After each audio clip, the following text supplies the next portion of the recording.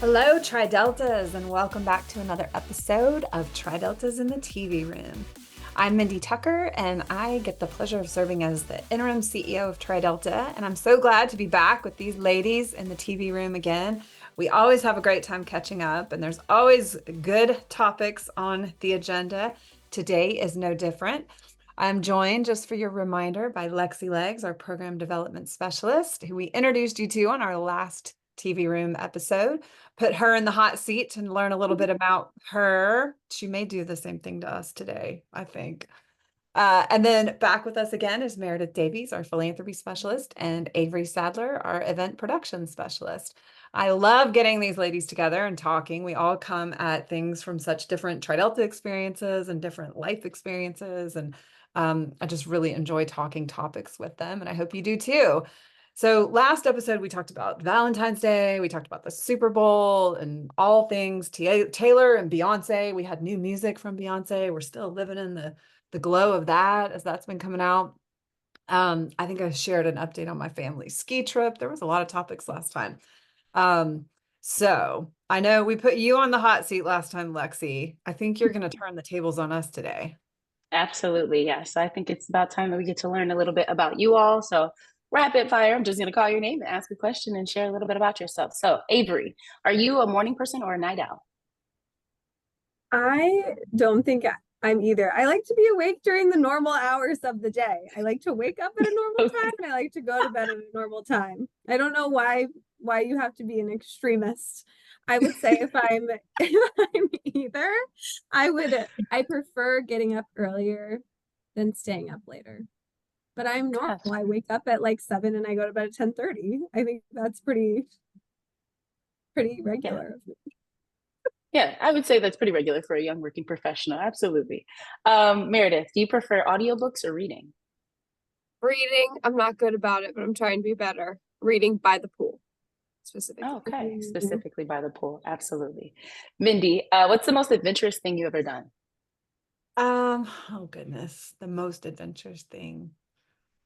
I'm just going to pull a recent one. I took the kids to Austin, and we've become huge Formula One fans, and we biked the F1 track.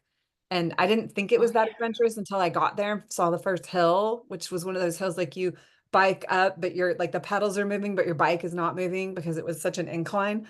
And I had to walk the second part of that hill, by the way. But that was it was like a big adventure that I didn't quite realize I was getting into until it like turned into this like, oh, we have to rent bikes and we have to get over there and then we have to bike up this hill. And so it was very cool and so fun, but turned into quite an adventure that day. Yeah, absolutely. That's adventurous, hiking up a hill for sure. Avery, what is your favorite comfort food? It is Thai, specifically from Malai. I will order it on my phone. It's ready in approximately 11 minutes, and it is walking distance from my apartment. I get it after every time I travel, or it's late, and I love it. It's so good.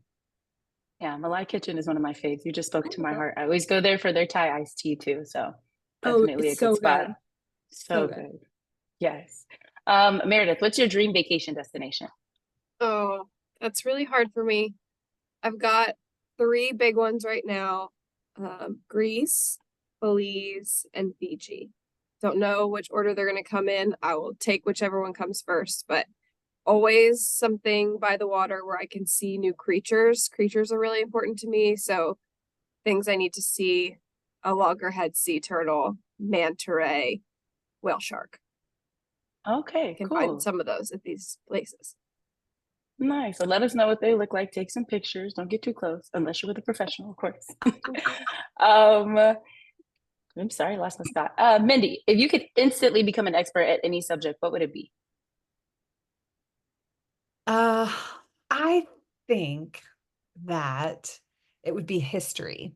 Lately, I Ooh, find that like people are like something happens in the world and someone's like, oh, it's just like such and such when this happened. And I just so wish I immediately had that whole filter where I could process what's happening today with like everything that's happened in history and like how many times it's happened before and what happened the last time this happened. And whether it's current events or whatever. It's so interesting to be able to like look back and see where we've come from and if this is something weird that's never happened before or what. what in history can inform us. So I wish I had more of a background in history. I agree. You definitely can learn a lot from your past for sure. Avery, what is a hidden talent that you have? I hate this question so much because I feel like I'm jack of all trades, master of none sort of thing. Like I'm mediocre at a lot of things, but um I actually think I say this and maybe I'm wrong, but I'm pretty sure I can play music by ear. I grew up playing the piano and guitar, and I haven't um like studied it, or I haven't been trained in a while, but I can like sit back down and play things by ear without sheet music or anything. So I think that's cool. That is very cool and not mediocre at all from somebody who is trained in music, especially with an instrument that is a skill. So definitely brag on that one. You're welcome. Meredith, if you could swap lives with anybody for a day, who would it be? I think I know this one. Same thing. Can't pick just one. I can't pick one. Okay. So the obvious answer is Taylor Swift. Need to know what she's doing in a day. But I want my 24 hours to like start with a show time and end with the next show, because I want to know what it's like to be her in between shows. Then Katie Ledecky, because I want to know what it's like to be the fastest swimmer in the world. And train like her. I want to know what that's like. And then the third is not really a person, but like just a really smart, cool woman who works in the FBI, because I really want to know what it's like to work in the FBI. Well, those are all really cool. Okay, I like that. Okay, Mindy, what's something that's on your bucket list? This is a hard one. I mean, I think I have things on my bucket list, so what would be interesting enough to share? I think like my crazy one is like this will never happen, but I really want to sing backup for Eric Church in a concert. Like he's got these really cool songs, and he's got this like amazing backup singer who just retired, and I was like, oh, does she need a replacement? Now's your time. Yeah. Paula Cotton is her name. She's like anyway, he does these songs where he really like, it's not just like a backup singer, but somebody who gets to be like part of, like the song wouldn't be the same without this person in his band. And so like, that's definitely one of my, like, if I could just for one day be Eric Church's backup singer, I would do that in a heartbeat. Yeah, it sounds like now is your time. So you got to put yourself out there. Do you apply? I'm like, where do you apply for that job?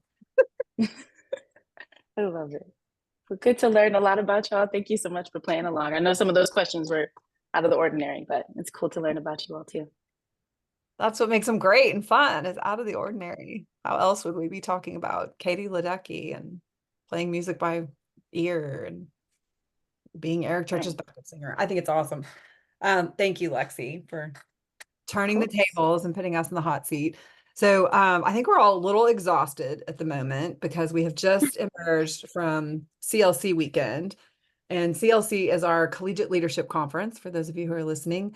We bring about 600 collegiate women, the 5 top officers from each chapter, into a conference, and we train them over the weekend for their officer-specific roles, but also give them some leadership development training and just time together so they can meet other people who hold their same offices or have a chapter about the same size as theirs. And it's so fun to watch throughout the weekend how they grow and how they open up and how they make new friends and support each other. And it's just, you come out so exhausted, which we all are, because it was just 3 days straight of going, but always so inspired by these women who just feel good about the next generation of Tri Delta when you have a chance to be around these women. So I love it. I know all of you love it. It's just such a great time to be there. So everybody here had a huge role in the weekend. I want to know what your favorite part of the weekend was.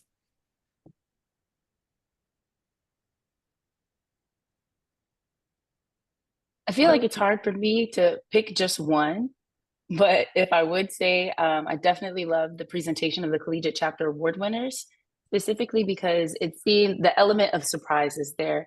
The way that the timeline works out, typically the outgoing officers are the ones that apply. So the women that are attending CLC Live don't know that their officers may have even applied or that they're eligible for an award, so to speak. So I literally saw women jumping out of their seats and flinging through the air when they were called.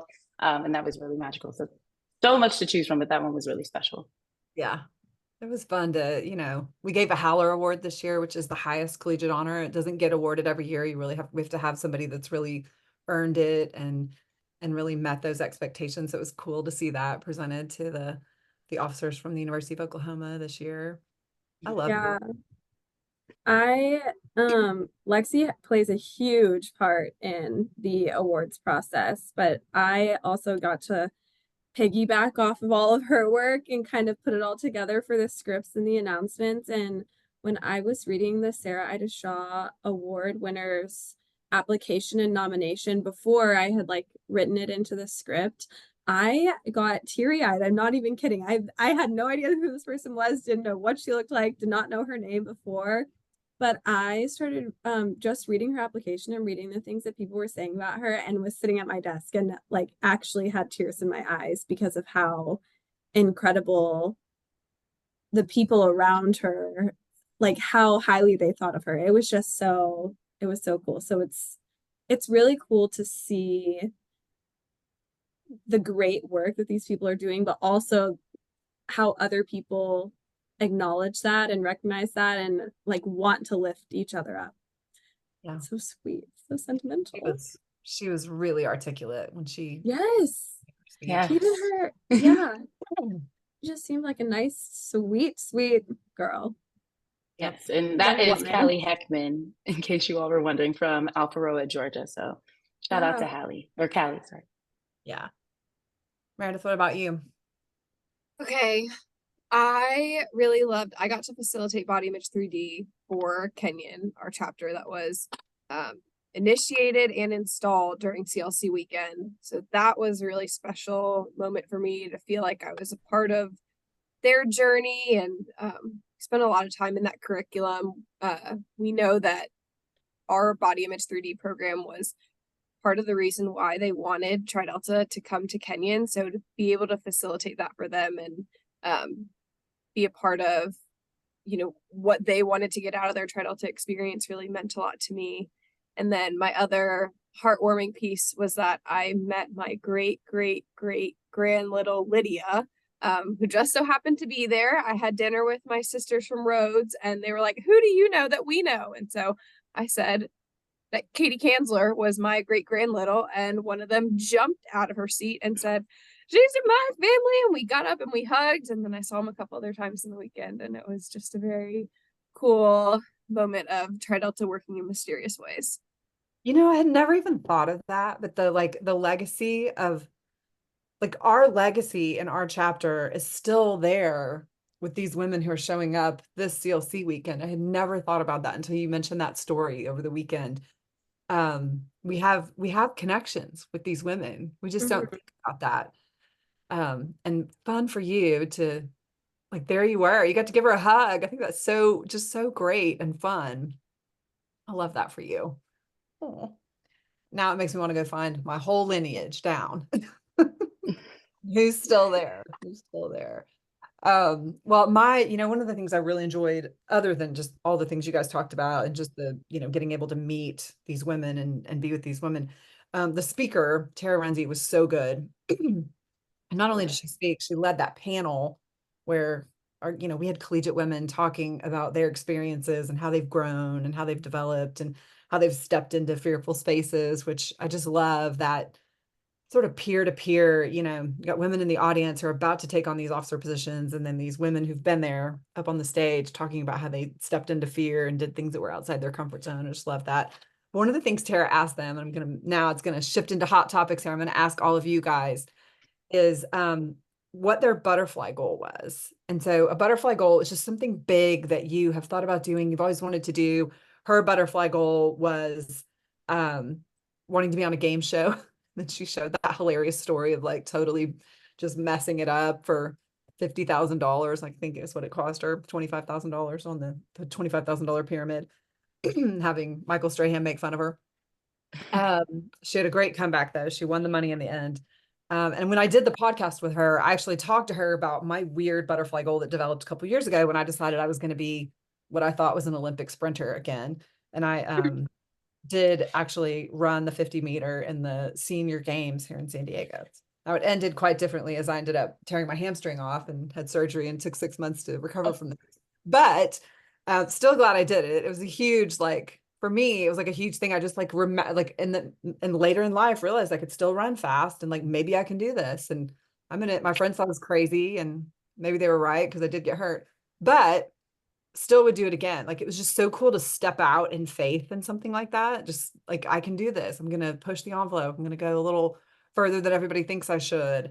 Because I know I can do this. So I'm wondering what y'all's butterfly goals are, if you have one.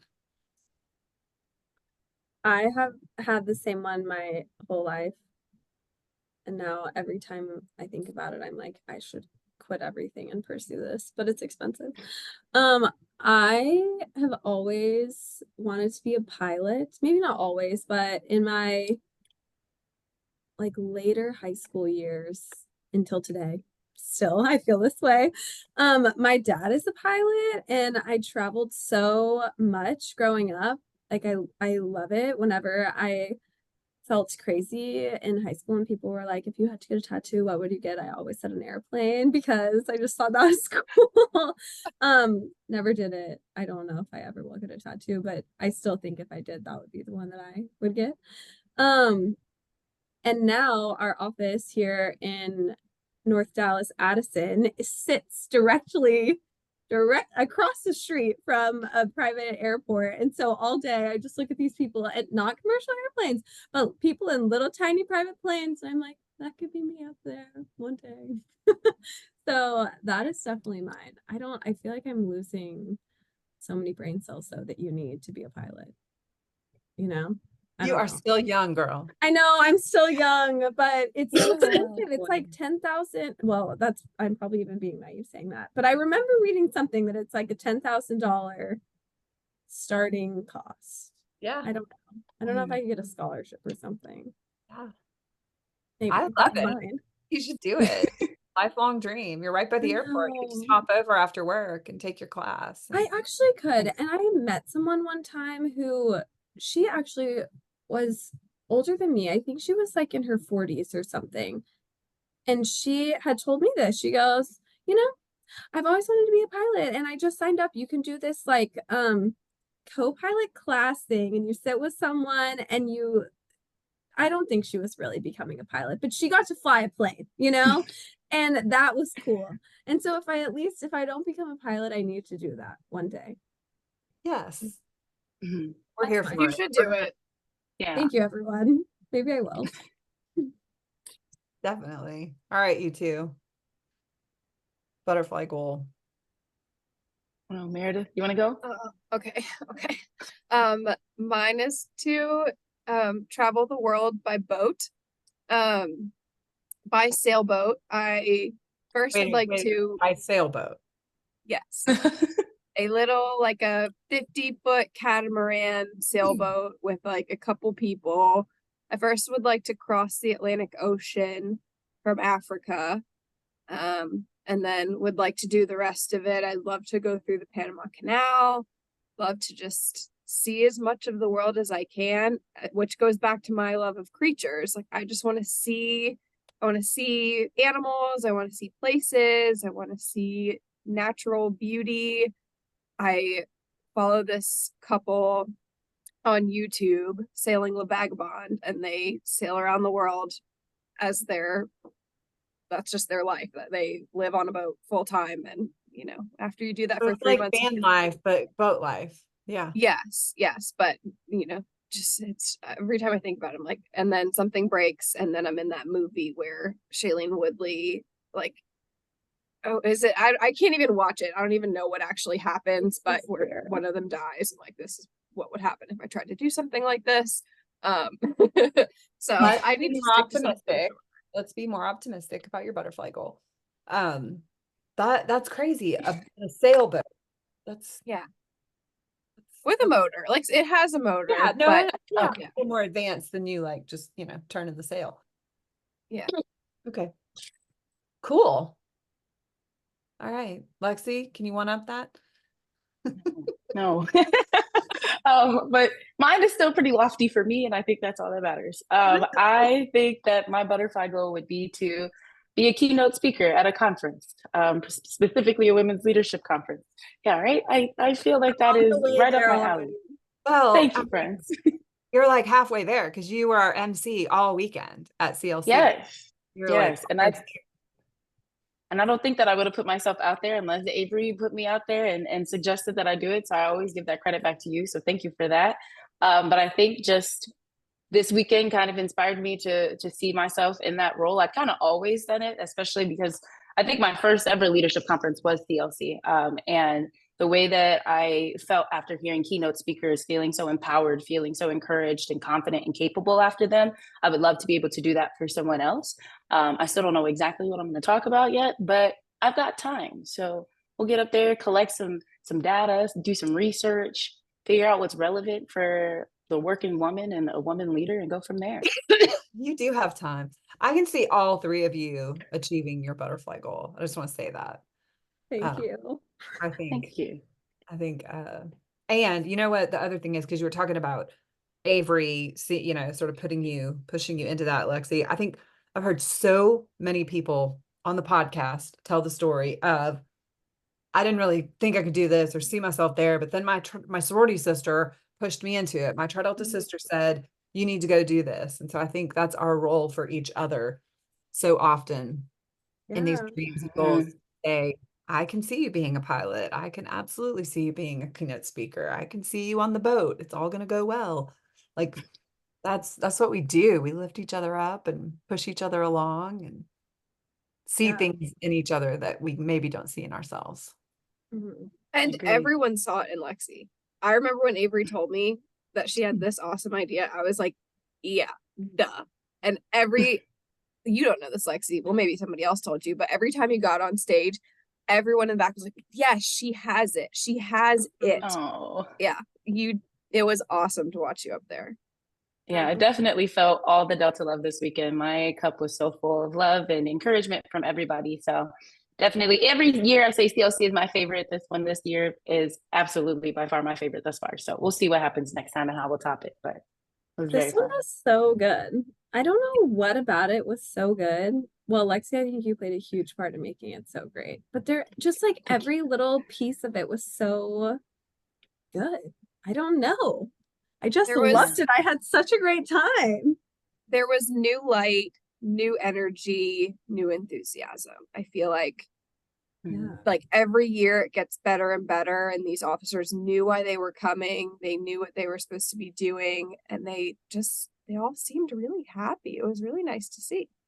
I'm going to make a pitch here because there's probably a lot of people out there feeling FOMO that they don't get to go to CLC because they're not a collegiate officer and they may not work with Tri Delta staff, but you can go to CLC as a facilitator, as a volunteer if you're an alumna. So if you are hearing this and thinking, I want to be part of all of this, watch for applications to be out for our facilitators and apply and say you want to come to CLC and be a facilitator. And anyway, And that's one way to do it. I want to say on the other side of that, if you're a collegian and you want to be an officer, tell someone that. But if you're that person's friend, like we were saying earlier, lift that person up, empower them to go do that thing that might be their butterfly goal to be an officer in their chapter. Because I think, like you said, Mindy, we have to be able to point out each other's strengths and lift each other up because we can't do all of our butterfly goals alone, or we can't do all these big things alone. A lot of it comes from encouragement from others and support from the people around us. So there is a both and there. You could still come as an officer depending on how old you are. That's true. That's true. Love that. All right. Who's got another hot topic? I am curious how much, or if any of you have seen anything about the WNBA draft at all. I am not one that keeps up with sports. I am not a sport person. I studied music, but this has just been so incredible. Obviously, it's been at the forefront of social media, hearing about Caitlin Clark and Angel Reese. And Caitlin Clark was on SNL this weekend on the Weekend Update. And I had never seen her like all dolled up and glammed out. Normally I see her in action on the court, you know, with hair in a ponytail, but handling business. And I heard that she did a great job. I haven't gotten a chance to watch the clip, but I am also very excited because shamelessly, Angel Reese has been drafted for the Chicago Sky, and obviously as a Chicago native, just super excited to have a reason to really go out there and root for them. So I think this has been a really monumental season for college women's basketball. And what that means for the WNBA moving forward is really, really inspiring and impressive. So I'm excited to see what they do in their first years in the game.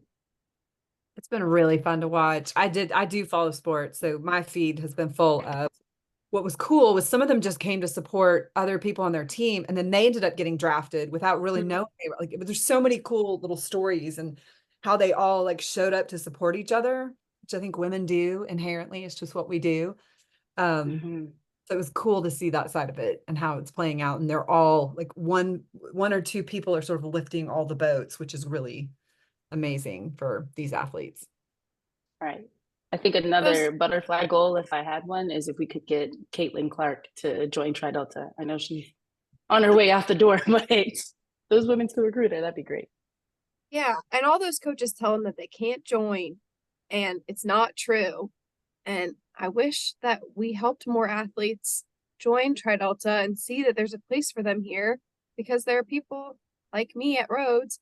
I did both things, and it was wonderful. And it was nice to have my athlete friends, and it was nice to have Tri Delta and feel like I could do something completely separate from being an athlete.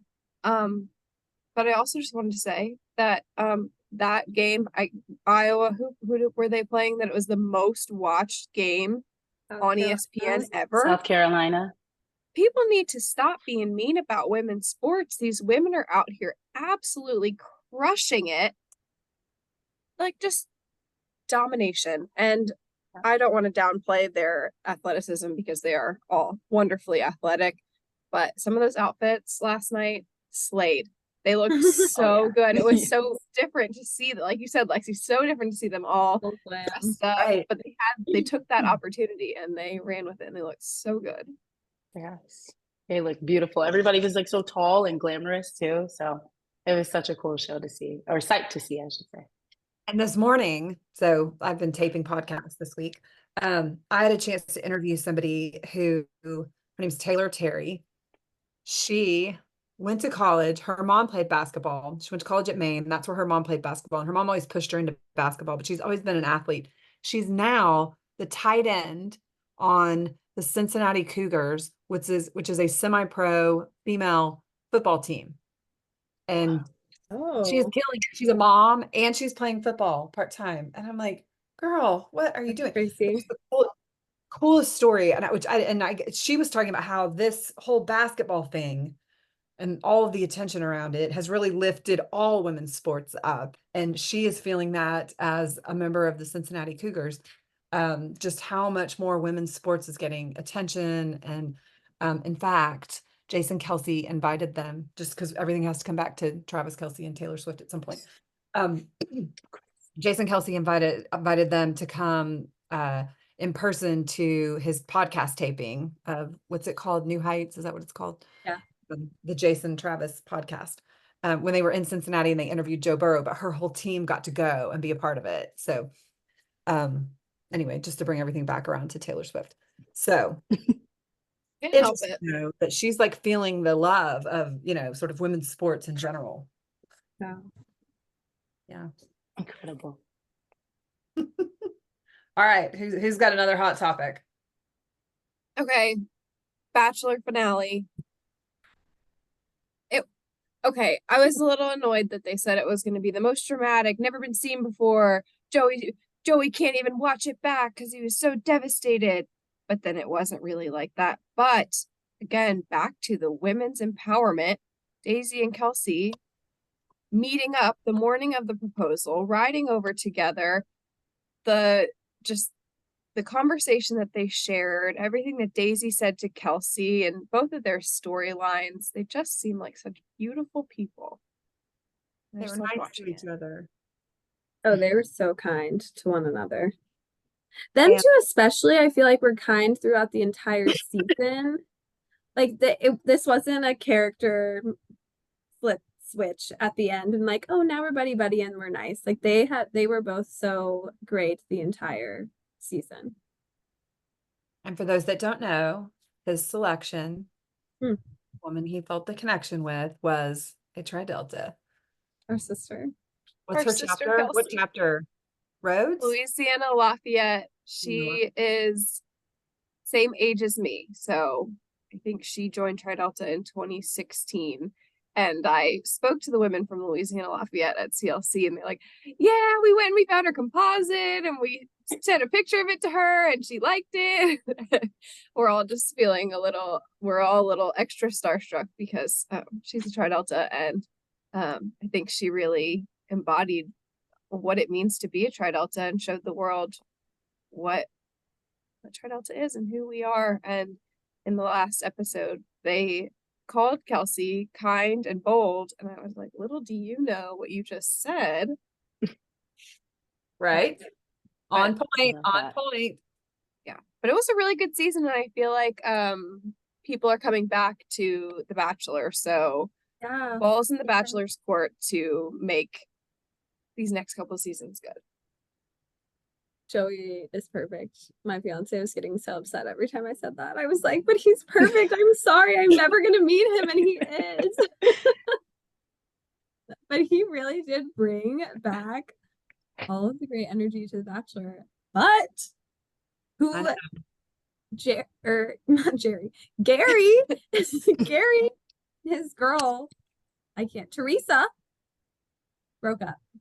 How You know, does I that was even so happen in 3 enamored of months? the whole like Golden Bachelor because all the women were so nice to each other and they became friends. I mean, they're past being petty and they're just at an age where they know how female friendship works and how it should work. And it was so cool to see that. And then they got married and everything was just so happy and beautiful. And then I read that this week and was like, that is just way to take the air out of the balloon here. Yeah. Like, But there's redemption coming, hopefully, in the Golden Bachelorette.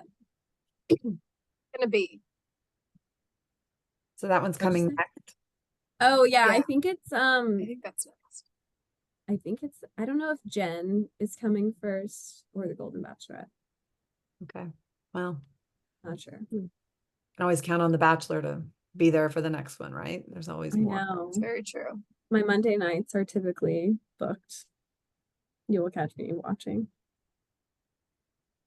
Wow. Anyway, all Anywho, of these things, I have to be educated. do you have a all hot my topic? friends. Yeah, this is my hot topic, is that I know nothing about hot topics until somebody tells me what's going on. Because I have no social media and I love it. And I still have my accounts. If you want to follow me, feel free, Avery_Sadler on all platforms. Just want to throw that out there. But So you made an intentional decision. Like I'm out for a while. Is that what yes, happened? well, Tell us how you okay, get so to know social media. I feel like maybe I talked about this last time because it was Valentine's Day, which was the beginning of Lent. And yes, we talked about this. I give up social media for Lent, and then I never stopped. So, and I give up social media. People make fun of me. I probably have it every other month. Tip it like when it's not Lent, but this time I don't know. I just can't do it. It started with I wanted to bring my screen time way down because I was on my phone. I'm going to be honest. I'm going to be transparent and say there were days where my screen time was like 7+ hours. I'm just going to confess that right here. Terrible. I said, if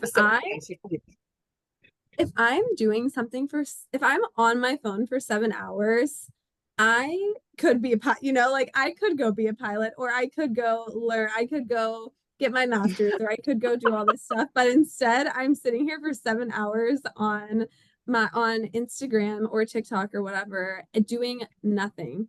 And so I feel like I really want to be more present, and I don't need, while I do think it's important, my mom would hate me if I was saying this right now. I do think it's important to understand pop culture and know what's going on in the world. Like, don't be naive to what's out there.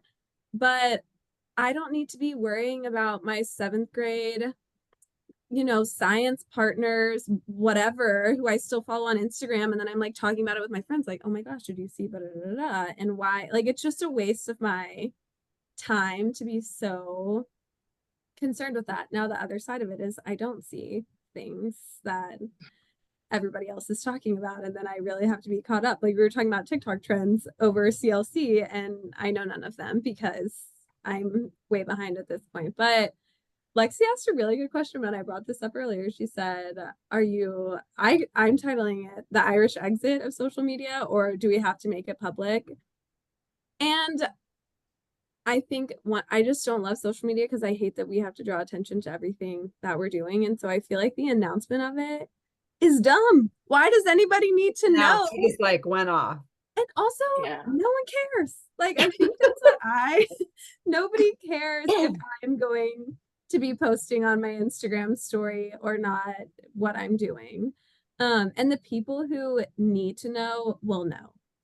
And I think like that's something that I have really embraced is not everybody needs to know what's going on in my life. And the people who need to know will know.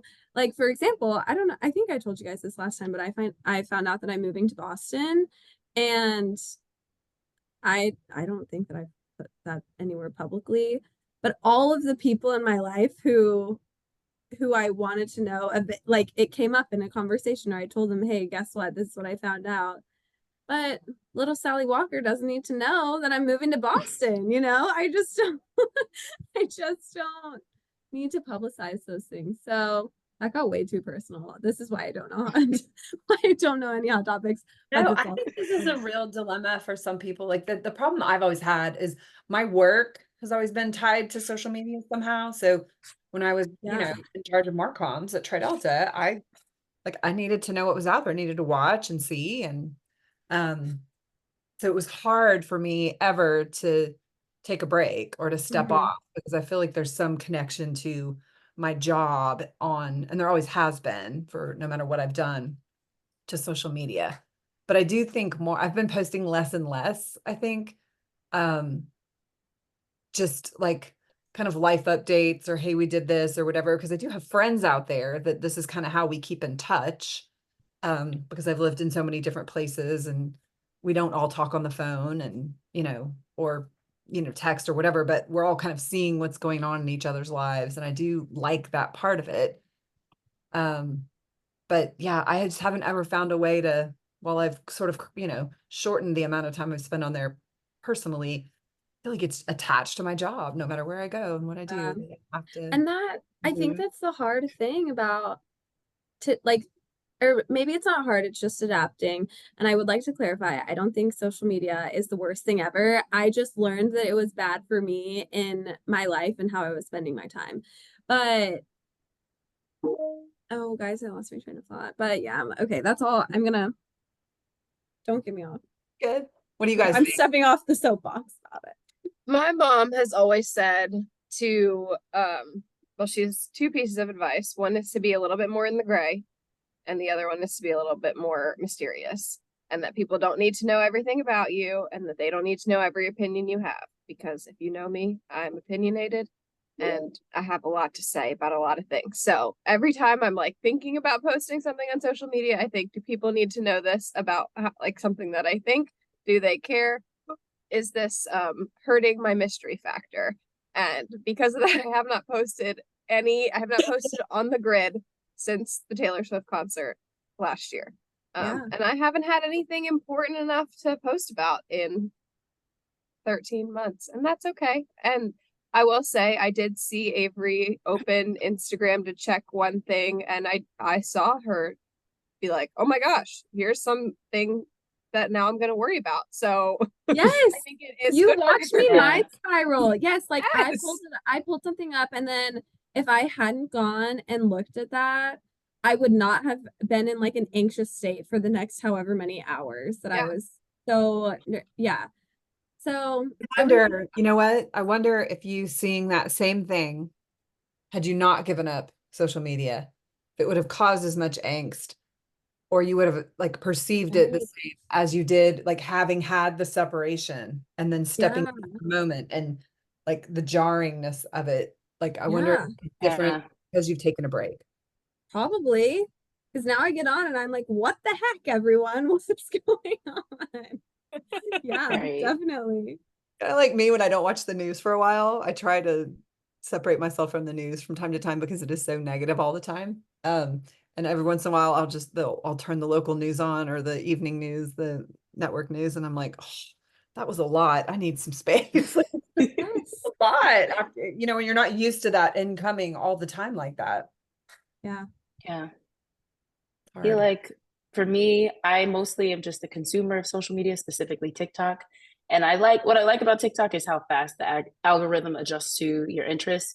So anything I don't want to see, especially negativity, I just quickly not interested. And it's mostly just TikTok shops and like silly things. But I feel like as I've gotten older, I've gotten more responsibilities. Obviously, I work 2 jobs. I don't really have enough time to sit around and be on social media as much as somebody that was younger. But from a high school teacher's perspective, I can say that the negativity and that impact when you don't have the brain development enough to know how to separate yourself is really severe, and it carries into those adulthood years, and that's where I get a little nervous. So I am kind of grateful that I mean, social media kind of happened when I just got into high school, but Instagram wasn't big enough for me to be like reliant on it all the time. So I think the biggest thing here is just like knowing what works for you, and like if it is starting to take a toll on your life, if you cannot separate yourself from it, then you've got to start having conversations with yourself. And I think the biggest advice is just be honest with yourself. If you know that this is being more negative and doing more harm for you than good, if it's taking away productivity from your life, then maybe it's time to ease out of it or set rules for yourself about when you want to be on it and how long, or cleanse your friends list.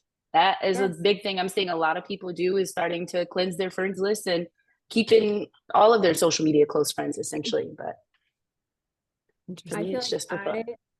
I always heard from my mom, everything in moderation. And from this person I follow, be mastered by nothing. And those are my 2 guiding things in making this decision. And you know the best decision for you. Mm-hmm. We all kind of, we all need to trust ourselves to know the best decision for us in our particular, what we can handle and what we can't, and not judge each other for the decisions we make for ourselves.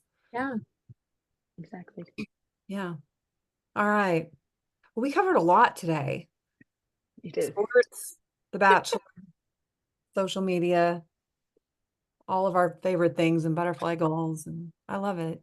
You guys are awesome. I love doing this podcast with you. And I hear so many times how many people out there say, this is so fun to just get to hear you guys talk about Tri-Delta things and other things and life things. And I love that we bring lots of generations and different perspectives to it. So girls, ladies, I shouldn't say girls, ladies, it's been fun. I hope you'll come back and do this with me again. Until next time, we want to encourage everybody to go to convention, right? Orlando in July. It's going to be great. There's lots to do. Not only Tri-Delta business, but a little fun in the sun and hanging out with friends, making new friends. So I hope everybody that's listening will consider that and go to tridelta.org/events and check out your convention options to join us. Come flamingle with us in Orlando in July. We hope you'll like, rate, and subscribe to our podcast. We love those 5-star ratings, even though there's 3 stars on our crescent. Thanks for joining us today, everybody. And until next time, Delta love.